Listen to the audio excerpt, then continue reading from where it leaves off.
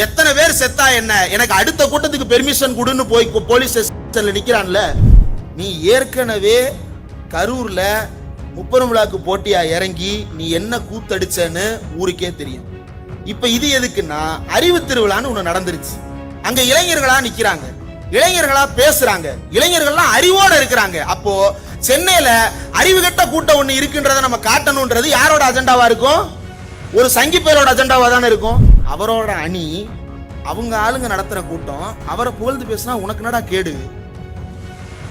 என்னன்னா உன்னை புகழ்ந்து பேசுறதுக்கு ஆள் இல்ல, ஆள் இருந்தாலும் மேடை ஏத்துனா எங்க அவன் தலைவன் ஆயிடுவானோன்னு பயந்து நீ ஒத்த மைக்க பிடிச்சுக்கிட்டு ஒத்த நாள சுத்திட்டு இருக்க. அம்மா ஒத்த ரோசா ரொம்ப நாள் வேகாதுமா சீனு, விரட்டிடுவானுங்க. மகளிர் உரிமை தொகை வருதாமா? அந்த 1000 ரூபாய் வாங்காதீங்கன்னு சொல்றான். 1000 ரூபாய் வேண்டாமா உங்களுக்கு? வேணாமா? அவன் சொல்றானே 1000 ரூபாய் தூக்கி விட்டறீங்கன்னு சொல்றானே. கூட்ட கேசா? ஐயோ, நான் சொல்லீங்க, அம்மா சொல்றாங்க.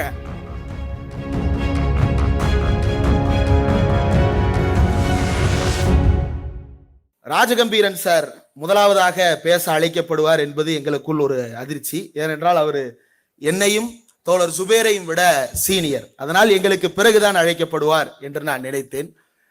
அதே போல அவரை பற்றி பேசும் பொழுது இன்று காலையில் நான் ஒரு வீடியோ பார்த்தேன்.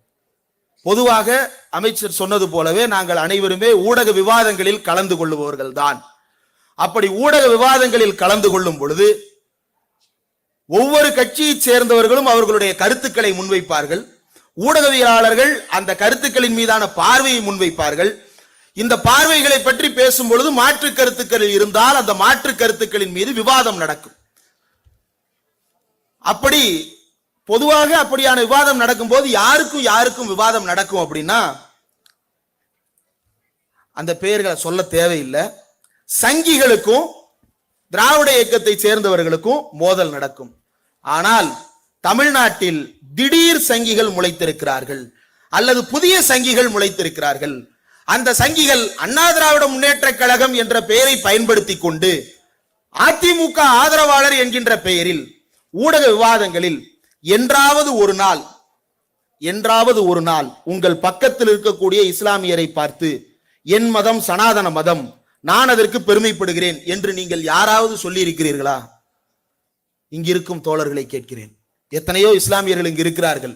யாராவது பக்கத்தில் இருக்கும் இஸ்லாமியரை பார்த்து நான் இந்து என்று சொல்லிக் கொண்டே இருப்பீர்களா?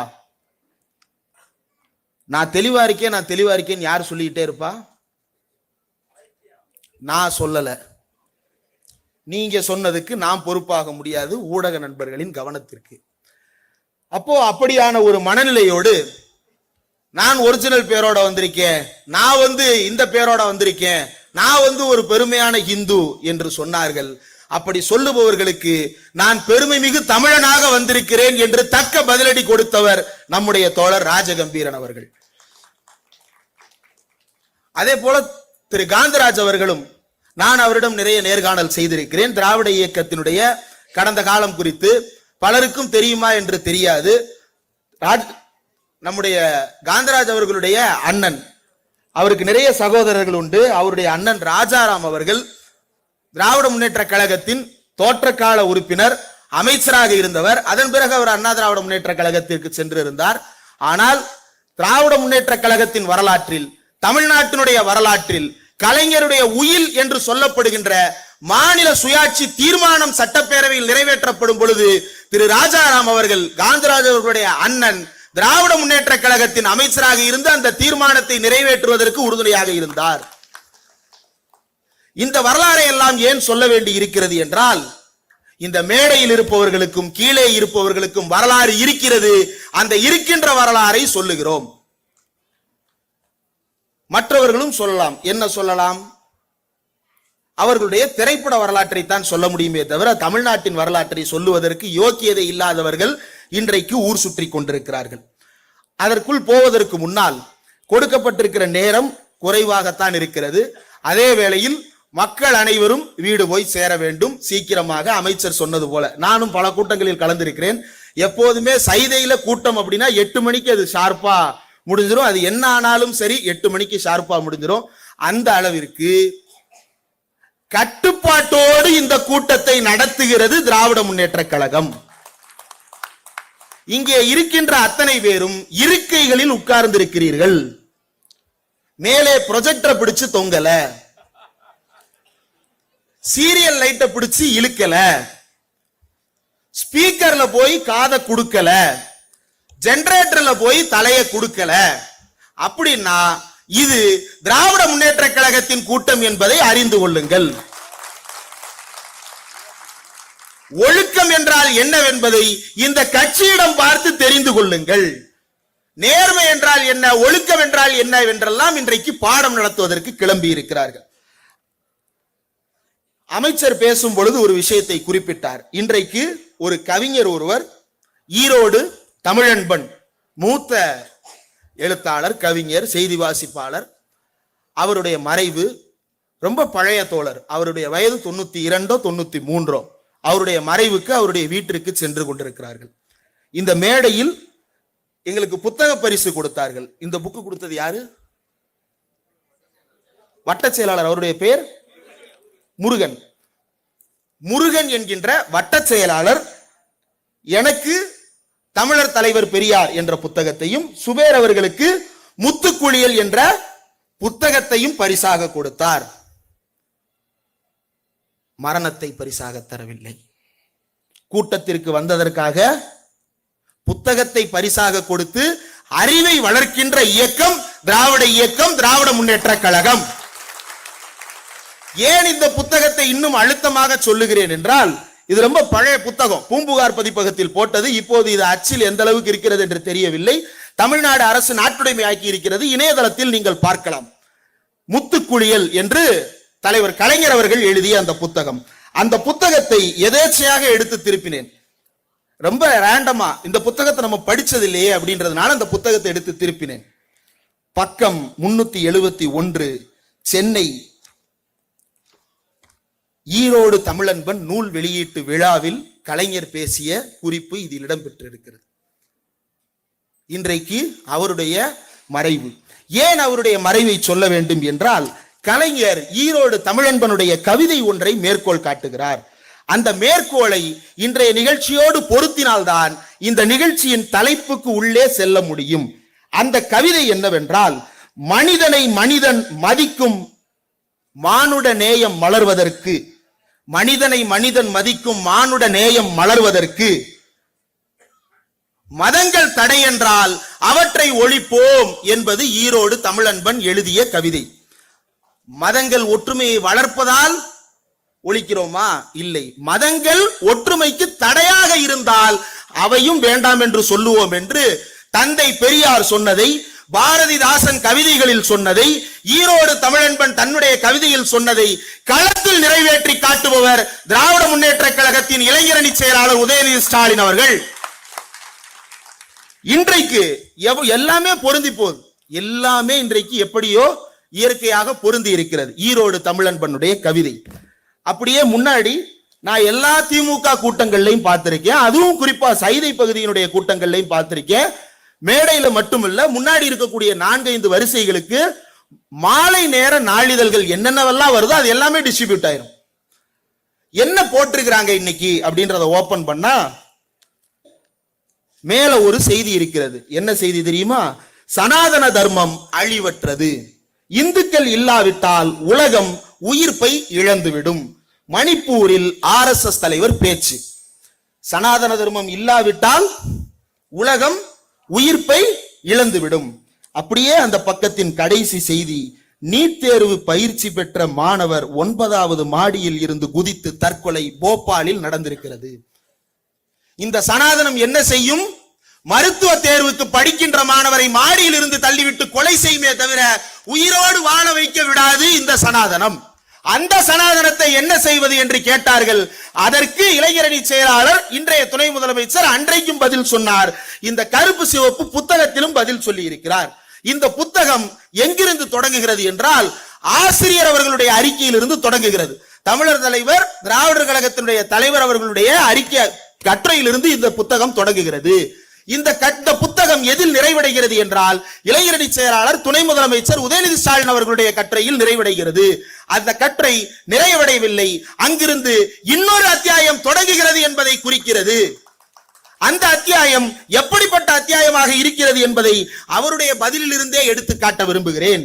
பக்கம் 1075. பொதுவாக ஒரு தலைவர் ஒரு கருத்து குறித்து பேசி அது சர்ச்சையாக மாறிவிட்டால் மீண்டும் அந்த கருத்தை பேசுவதற்கு தயங்குவார்கள் அல்லது பதில் சொல்ல விருப்பமில்லை என்று ஒதுங்குவார்கள். ஒரு சிலர் ஏர்போர்ட் வாசலில் இருந்து தலைதெறிக்க ஓடுவார்கள். ஒரே ஒரு எஃப்ஐஆருக்கு டெல்லி வரை ஓடி போய் ஓலமிட்டு அழுவார்கள். ஒரே ஒரு எஃப்ஐஆருக்கு பாஜக காலடியில் விழுந்து சரணாகதி அடைவார்கள். ஒரே ஒரு எஃப்ஐஆருக்கு செத்து போன வீட்டுக்கு போய் கேதம் கேட்கிற மாண்பை இழந்து போவார்கள். இத்தனைக்கு எஃப்ஐஆர் ஓம் பேர்ல போடல, அடுத்தவன் பேர்ல போட்ட எஃப்ஐஆருக்கு இவ்வளவும். பொதுவா இப்ப இங்க அண்ணன் இருக்கிறார், பகுதி செயலாளர் இருக்கிறார். பகுதி செயலாளர் மேல ஒரு வழக்கு போடுறாங்க, ஆல்ரெடி இருக்கும், எப்படியும் போராட்டம் ஆர்ப்பாட்டம் ஏதோ ஒரு வழக்கு இருக்கும். அப்படி ஒரு வழக்கு வரும் பொழுது இந்த பகுதியின் மாவட்ட செயலாளர் யாரு? என்னங்க டக்குன்னு அமைச்சர் தான். அமைச்சர் எப்பா அவரை கைது பண்ணிட்டாங்க, அவரை விட்டுருங்க, மற்றவங்க எல்லாம் சேஃபா இருக்கீங்கல்ல, நம்ம வேலையை பார்ப்போம் அப்படின்னு சொல்லுவாரா? என்ன சொல்லுவாரு? முத ஆளா வேட்டியை மடிச்சு கட்டிட்டு அவர் நின்று அவரை விடுதலை செய்யணும்னு போராட்டம் பண்ணுவார். ஆனா அவன் என்ன தெரியுமா சொன்னா? நீங்க தான் மாவட்ட செயலாளரை கைது பண்ணிட்டீங்களே, எங்க பொதுச் செயலாளர் விட்டுருங்க இவரானர்னு கோர்ட்ல போய் அழுகுறான். இது ஒரு கட்சின்னு பேரு, ரைட்?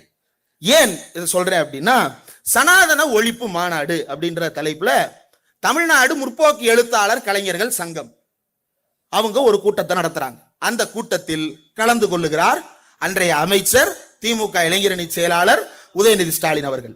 அந்த பேச்சு அவர் பேசியதற்கு பிறகு எப்படி சித்தரிக்கப்பட்டது என்றால், அவர் பேசிய பேச்சுக்கு எதிர்ப்பை சம்பாதித்தாரா என்பதை விட அவர் பேசியதை திரித்து பரப்பி எங்க வரைக்கும் போயிருக்குது அப்படின்னா, நாங்கள் பத்திரிகையாளர்களாக தேசிய அளவில் பல்வேறு மாநிலங்களில் வேலை பார்க்கக்கூடிய பத்திரிகையாளர்களோடு பேசுகிறோம், உரையாடுகிறோம். உத்தரப்பிரதேசத்தில் நடந்த நாடாளுமன்ற தேர்தல், அந்த உத்தரப்பிரதேச நாடாளுமன்ற தேர்தலில் ஒரு குக்கிராமத்தில் பிரச்சாரம் செய்கிறார்கள். அந்த பிரச்சாரத்தில் என்ன சொல்லணும்? உங்க ஊருக்கு நான் ரோடு போட்டு தர்றேன், தண்ணி விடுறேன், உங்க மக்களுக்கு இருக்கக்கூடிய பிரச்சனையை தீர்க்கிறேன், நாங்க வந்தா இந்த நலத்திட்டம் செய்வோம், அதுதானே சொல்லணும். அவன் அங்க போய் என்ன சொல்றான்? தமிழ்நாட்டில் ஒரு அமைச்சர் இருக்கிறாரு, அவர் இன்னாரு புள்ள, அவர் என்ன பேசுறாரு தெரியுமா? இந்துக்களை பூரா கொல்றோன்னு பேசுறாரு அப்படின்னு பொய் சொல்றான். இப்படி நாடு முழுக்க பொய் சொல்லி ஓவர் நைட்ல தமிழ்நாட்டில் அறியப்பட்ட தலைவரை தேசிய தலைவராக மாற்றிவிட்டார்கள். அவ்வளவு பெரிய சர்ச்சையானதற்கு பிறகும் பதில் சொல்றாரு. இது இப்ப வெளியிட்ட புத்தகம் 2025 நவம்பர் மாசம் 8ஆம் தேதி வெளியிட்ட புத்தகத்தில் மீண்டும் பதில் சொல்லுகிறார். எதிர்ப்பில் வளர்ந்த இயக்கம் தானே திராவிட இயக்கம், பழமைவாதிகள் என்னுடைய தலைக்கே விலை வைத்து மிரட்டினார்கள், நான் கலைஞரின் பேரன், மிரட்டல்களுக்கெல்லாம் பயப்பட மாட்டேன் என்று அப்போதே சொன்னேன். கொள்கைக்காக உயிர் போவதை காட்டிலும் வேறு என்ன சிறப்பு இருந்துவிட முடியும் என்று பேசுவதற்கான துணிச்சல் உள்ள ஒரே தலைவர், ஒரே இயக்கம் திராவிட இயக்கம், உதயநிதி ஸ்டாலின். வேறு யாருக்கு அந்த துணிவு இருக்கிறது? எத்தனை பேர் செத்தா என்ன, எனக்கு அடுத்த கூட்டத்துக்கு பெர்மிஷன் கொடுன்னு போய் போலீஸ் ஸ்டேஷன்ல நிக்கிறான்ல. இதையெல்லாம் நாம் சிந்தித்து பார்க்க வேண்டி இருக்கிறது. எதனால் அவர் தலைமுறைகள் வாழ்த்தும் தலைவராக இன்றைக்கு திகழ்கிறார் என்பதை நாம் யோசித்து பார்க்க வேண்டும். இப்படி ஒவ்வொன்றாக பல்வேறு விஷயங்களை சுட்டிக்காட்டி பேசலாம். அதில் ரொம்ப பிரதானமாக இருக்கக்கூடிய சில விஷயங்களை மட்டும் சுட்டிக்காட்ட விரும்புகிறேன். யாரோ ஒரு தலைவர் ஒரு பொது நிகழ்ச்சிக்கு போகிறார் என்றால் கேள்வி கேட்டால் என்ன நடக்கிறது என்பதை விரிவாக பதில் சொல்லிவிட்டு போவார்கள். ஆனால் ஒரு சிலர் தான் அதனுடைய நோக்கத்தை சில வார்த்தைகளில் விரிவாக விளக்கி விடுவார்கள். 2 வார்த்தையா இருக்கும், 4 வார்த்தையா இருக்கும். கலைஞரோட பிரஸ் மீட் கேட்டிருக்கீங்களா? ஒரு பழைய பிரஸ் மீட் வாட்ஸ்அப்ல எல்லாம் ரொம்ப வைரல், பேஸ்புக்ல ரொம்ப வைரல். ஒவ்வொரு தடவை கலைஞர் பிறந்த நாள் நினைவு நாளுக்கு அது பகிரப்பட்டு கொண்டே இருக்கும். என்னது? என்னை யாரால் அடிக்க முடியாது, உன்னால கூட முடியாது அப்படின்னு கலைஞர் சொல்லுவார் இல்லையா? கேட்கும் போதே உடம்பெல்லாம் தீப்பிடிச்சு எரியும். 90 வயசா இருந்தாலும் துண்ட தோல்ல போட்டு நரம்பு புடைக்க எந்திரிச்சு நிப்பாங்க இல்லையா? அந்த உணர்வு வருது இல்லையா? அந்த உணர்வை கடத்த வல்லவர்கள் தான் தலைவர்கள். அப்படி ஒரு நிகழ்வை சுட்டிக்காட்ட விரும்புகிறேன். மழை என்று வந்தால் வெள்ளம் என்பது வரும். மழை என்று பெய்தால் தண்ணீர் தேங்கும். அந்த தண்ணீர் வடிவதற்கு உரிய வேலைகள் செய்யப்பட்டிருக்கிறதா இல்லையா என்பதுதான் இருக்கக்கூடிய சிக்கல். அதை தீர்ப்பதற்கு நவம்பர் மாதம் தொடங்குகிறது. நவம்பர் தொடங்கினாலே எல்லாரும் என்ன நினைப்போம்? இந்த இடம் மழை அளவா பெய்யணும்னு மக்கள் நினைப்போம். தலைவர்கள் என்ன நினைப்பாங்க? மக்களுக்கு பாதிப்பு வரக்கூடாது, எப்படியாவது காப்பாத்திடணும்னு நினைப்பாங்க. ஒரு குரூப் எங்கடா மழை தண்ணி நிக்கும், எங்கடா யாராவது சாவான்னு உட்கார்ந்து இருக்கிறானே, இவன்லாம் மனுஷனான்னு கேட்கிறேன். போட்டு முட்டி தண்ணியில போட்டு போட்டு திரியிறான். இப்படி எங்கடா யாரா சாவான்னு ஒரு குரூப் தெரியுது. அப்படி ஒன்னும் இல்ல. இங்க ஊடகவியலாளர் மில்டன் வந்திருக்கிறாரு, அவருடைய பதிவு எடுத்து பாருங்க. ஒரே நாள்ல மழை வெள்ளத்தை சரி செய்வதற்கு உரிய நடவடிக்கைகள் மேற்கொள்ளப்பட்டிருக்கா இல்லையா அப்படின்றது குறித்து ஆய்வு. ஒரு நாளைக்கு எத்தனை இடத்துல ஆய்வு பண்ணலாம்? காலையில 1, மதியம் 1, சாயங்காலம் 1 இல்லையா? விடிய விடிய ஒரு நாளைக்கு 12 சைட்டுக்கு இன்ஸ்பெக்ஷன் போயிருக்கிறாரு. ஒரே நைட்ல 7 20 சைட்டுகளுக்கு இன்ஸ்பெக்ஷன் போயிருக்கிறாரு. யார்? தமிழ்நாட்டின் துணை முதலமைச்சர் உதயநிதி ஸ்டாலின் அவர்கள். என்ன கேட்கணும்? வரல அப்படின்னா ஏன் வரலன்னு கேட்கணும். அவர் வந்துட்டார். வெள்ளம் வருவதற்கு முன்னாலேயே வந்து நின்று காப்பாற்றுவதற்காக போராடி கொண்டிருக்கிறார். வெள்ளத்திலிருந்து சென்னையை காப்பாற்றுவதற்காக. பத்திரிகையாளர்கள் கேள்வி கேட்கிறாங்க, ஏன் ஒவ்வொரு சைட்டா போய் பாக்குறீங்க அப்படின்னு. அதுக்கு என்ன பதில் சொல்லிருக்கலாம்? இன்னென்ன வேலைகள்லாம் நடந்திருக்குதா அப்படின்றதெல்லாம் நான் பார்க்க விரும்புறேன். அப்படி சொன்னா அவரு சாதாரண மனிதர். அவர் சொன்ன பதில், அதுக்கு தானே தேர்ந்தெடுத்திருக்கிறாங்க ஓட்டு போட்டு. இந்த பதிலை சொல்வதற்கு இல்லையா, அதுதான் ஒரு தலைவனுக்கான லட்சணம், அதுதான் ஒரு தலைவனுக்கான இலக்கணம். அரசியலை சுருங்க புரிய வைப்பதற்கு உள்ள ஒரே தலைவராக அவர் இன்றைக்கு தமிழ்நாட்டில் விளங்கி கொண்டிருக்கிறார். இதை சொல்லுவதற்கு யாரும் எந்த தயக்கமும் பட வேண்டியது இல்லை. எழுதுறாங்க, உங்க கூட்டத்துல நீங்களே உங்க தலைவரை புகழ்ந்துக்கிறீங்கன்னு. சிவராத்திரிக்கு போவீங்க மக்கள் இல்லையா? என்ன கோஷம் போடுவீங்க? நமச்சிவாய அரோகரா போடுவீங்களா? திருப்பதிக்கு போவீங்க, என்ன கோஷம் போடுவீங்க? அது கேட்கறதுக்கு வேற மாதிரி இருக்கும், பட் அப்படி சொல்லுவோம் இல்லையா? இது நடக்கும். சரி, பிரதமர் ஒரு கூட்டம் நடத்துறாரு. அந்த கூட்டத்துல யார புகழ்ந்து பேசுவாங்க? பிரதமர் கூட்டத்துல யாருங்க புகழ்ந்து பேசுவாங்க? அவர் கட்சிக்காரங்க அவரை தானே புகழ்ந்து பேசுவாங்க. அவர் கட்சி, அவரோட அணி, அவங்க ஆளுங்க நடத்துற கூட்டம், அவரை புகழ்ந்து பேசினா உனக்கு என்னடா கேடு? என்னன்னா, உன்னை புகழ்ந்து பேசுறதுக்கு ஆள் இல்ல, ஆள் இருந்தாலும் மேடை ஏத்துனா எங்க அவன் தலைவன் ஆயிடுவானோன்னு பயந்து நீ ஒத்த மைக்க பிடிச்சுக்கிட்டு ஒத்த நாள சுத்திட்டு இருக்க. அம்மா ஒத்த ரோசா, ரொம்ப நாள் வேகாதுமா சீனு, விரட்டிடுவானுங்க. அமைச்சர் பேசினார், பகுதி செயலாளர் பேசினார், வட்ட செயலாளர் பரிசீலிச்சார், கவிஞர் சொர்க்கோ தொகுத்து வழங்கினார் இல்லையா? இந்த மேடையில் இவ்வளவு பேர் இருக்கிறாங்க, கருத்துரைக்கு 4 பேர் இருக்கிறாங்க, இவ்வளவு நடக்குது. ஆனா அவன் கூட்டத்துல பேச மேல ஏறானுங்க. மேல ஏறுனா என்ன பேசுறதுன்னே தெரியல, வாய்க்கு வந்தத உளறி வச்சுக்கிட்டு இருக்கிறானுங்க. இப்படி உளறி வைக்கிறதுக்கு தலைவர் ஏதாவது முற்றுப்புள்ளி வைப்பார் அவங்க கட்சி தலைவர் அப்படின்னு பார்த்தா 1ஆம் நம்பர் உளறுவாய் அதுதான், பெரிய உளறுவாய் அதுதான். அதுக்கப்புறம் எங்க சின்ன உளறுவாய்கள் திருந்துவது? அப்போ இப்படியாக ஒரு கூட்டம் இன்றைக்கு உருவாகி இருக்கிறது.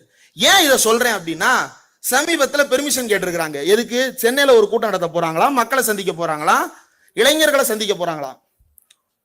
நீ ஏற்கனவே கரூர்ல 30 விழாக்கு போட்டியா இறங்கி நீ என்ன கூத்தடிச்சன்னு ஊருக்கே தெரியும். இப்ப இது எதுக்குன்னா, அறிவு திருவிழான்னு ஒண்ணு நடந்துருச்சு, அங்க இளைஞர்களா நிக்கிறாங்க.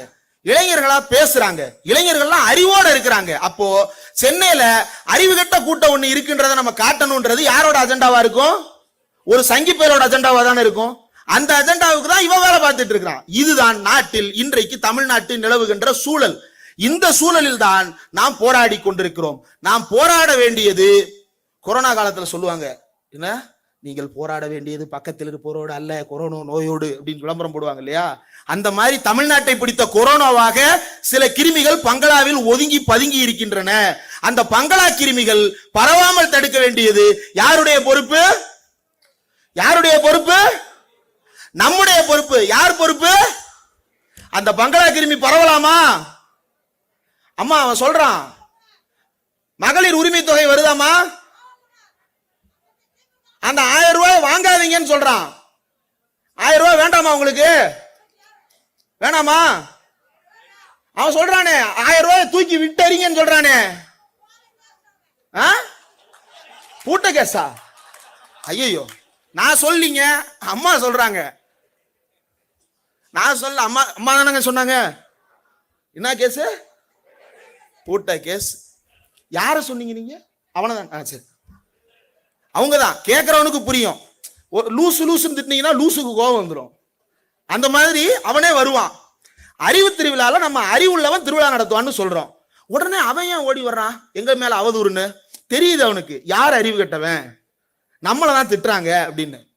இப்ப கூட நான் யாருன்னு சொல்லவே இல்லைங்க. பேர் சொன்னா யாரையாவது நான் பேர் சொன்னா சொல்லல. ஆனா பாருங்க, நாளைக்கு ஆன்லைன்ல வருவானுங்க. ஏன்னா அவனுக்கு தெரியும் தான் யார் அப்படின்றது தெரியும். இப்படி ஒரு கூட்டம்.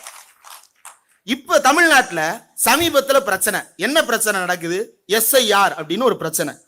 சரி, இப்ப வட்ட செயலாளர் ஒருங்கிணைப்பு வேலைகள்ல இருக்கிறாரு.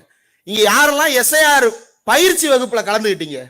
SIR குறித்து திமுக நடத்தின மாவட்ட அளவுல பகுதி அளவிலான பயிற்சி வகுப்புல யாரெல்லாம் கலந்துகிட்டீங்க?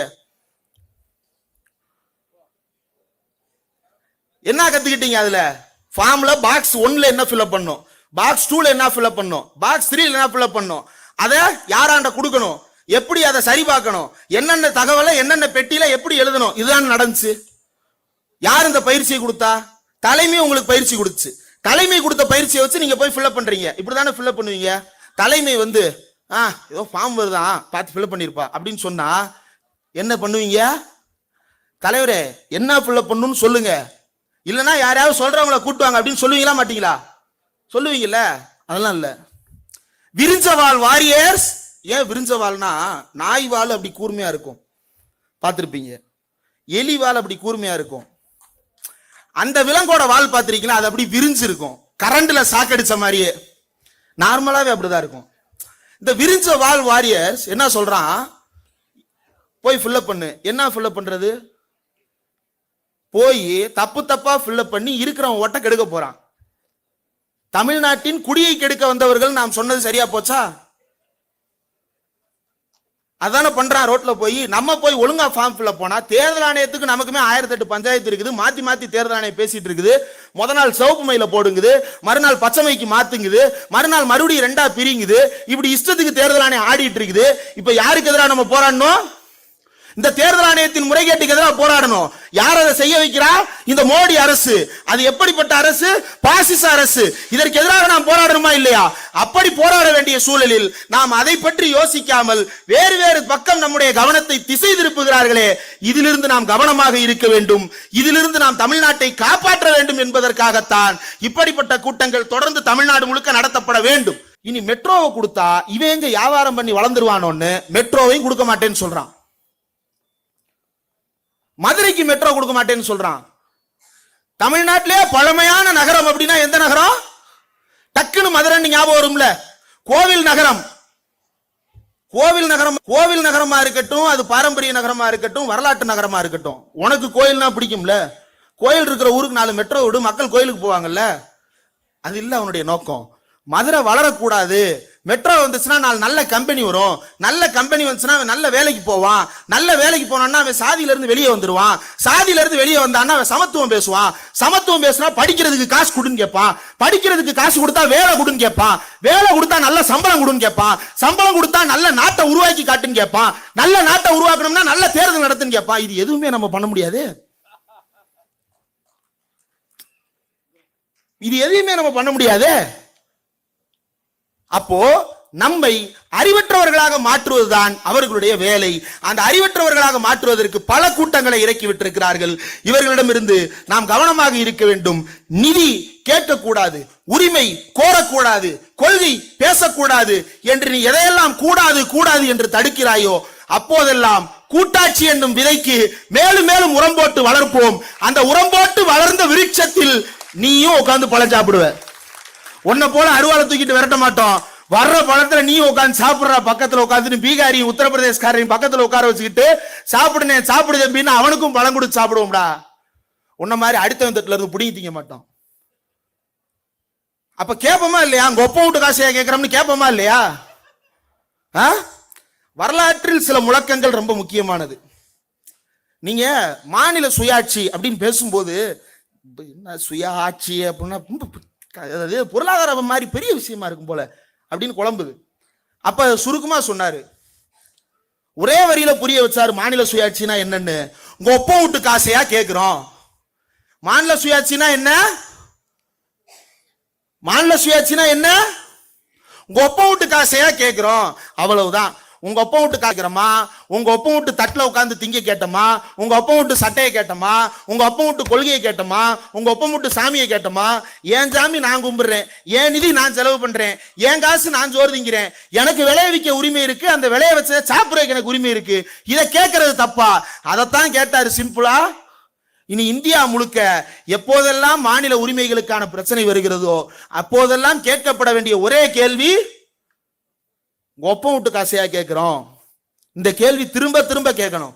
மண்டை சூடாகி மயிலாப்பூர் மாமி திரும்ப பேட்டிக்கு வரணும். நாம மீண்டும் மீண்டும் இதை பேசி பிரம்மாண்டமான பேசுபொருளாக இதை மாற்ற வேண்டும்.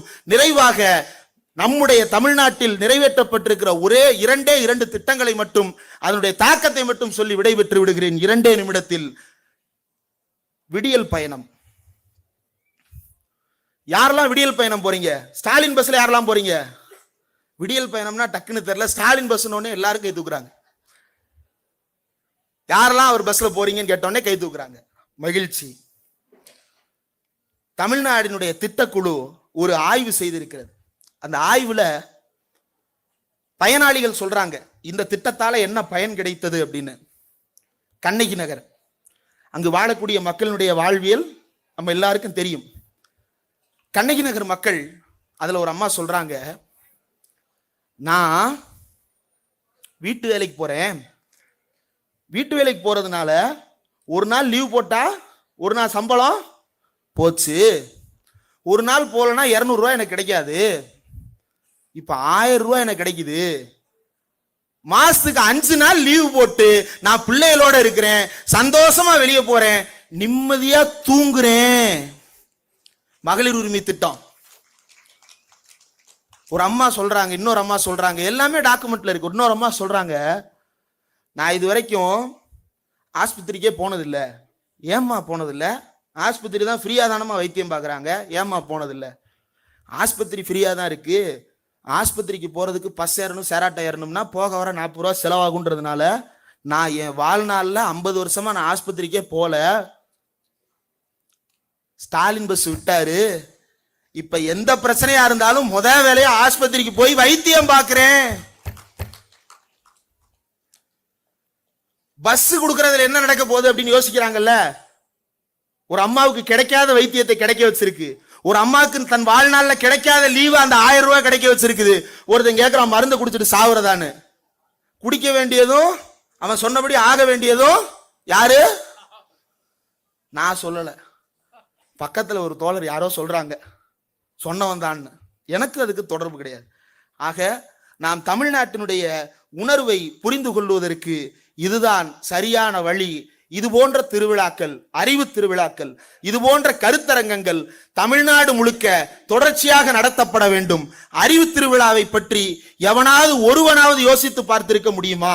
மூத்த பத்திரிகையாளர் தராசு ஷியாம், தெரியும், பார்த்திருப்பீங்க, யூடியூப்ல பார்த்திருக்கீங்களா? அவர் சொல்றாரு, இதுவரை தமிழ்நாட்டில் எந்த கட்சியும் இப்படி ஒரு விழாவை நடத்தியதே கிடையாது, உதயநிதி ஸ்டாலின் தான் இப்படி ஒரு திருவிழாவை நடத்தி காட்டி இருக்கிறார் என்று அவர் பேசுகிறார். எம்ஜிஆரோடு சேர்ந்து பயணித்த அவர் சொல்லுகிறார். இன்னைக்கு ஒருத்தன் தான் தான் எம்ஜிஆர்னு சுத்துறான். அவனுக்கெல்லாம் ஒரு பாட்டை போட்டு காட்டுங்க. எனக்கு 7ஆம் கிளாஸ்ல பாட புத்தகத்துல வச்சிருந்தாங்க அந்த பாட்டை. அவர் ஓல்டு சிலபஸ் இருந்திருக்காது போல. அந்த பாட்டை சொல்லணும். என்ன பாட்டு? தூங்காதே தம்பி தூங்காதே, பங்களாவை பூட்டிக்கிட்டு தூங்காதே, ஓடாதே தம்பி ஓடாதே, ஏர்போர்ட்டில் தலைதெறிக்க ஓடாதே, கூடாதே தம்பி கூடாதே, மரத்து மேல யாரும் ஏறக்கூடாதே, வராதே தம்பி வராதே, தயவு செய்து நீலாம் அரசியலுக்கே வராதே. இப்படின்னு பல பேரை பார்த்து சொல்ல வேண்டியது இருக்குது.